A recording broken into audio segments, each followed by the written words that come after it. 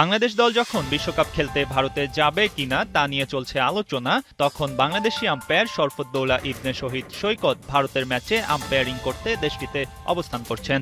এ ঘটনাটি গণমাধ্যমে আসার পর নানাভাবে দেখার সুযোগ থাকলেও আম্পায়ার সৈকত তার রুটিন দায়িত্বই পালন করছেন। ভারতে চলছে ভারত নিউজিল্যান্ড ওডিআই সিরিজ।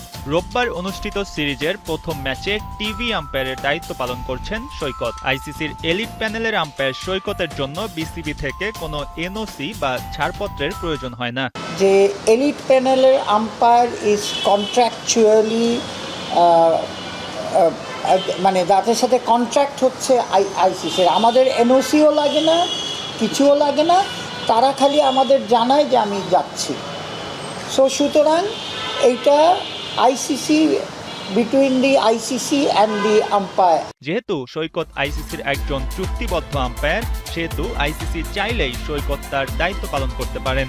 গেল শনিবার সাংবাদিকদের এক প্রশ্নের জবাবে বিসিবির আম্পায়ার ডিপার্টমেন্টের চেয়ারম্যান ইফতেখার মিঠু জানিয়েছেন, যখন সৈকতকে আইসিসি কোনো অ্যাসাইনমেন্ট দেবে তখন সে আপনা আপনি ছাড়পত্র পেয়ে যাবে, যেখানে বিসিবির কাছ থেকে পারমিশন নেয়ারও প্রয়োজন হয় না।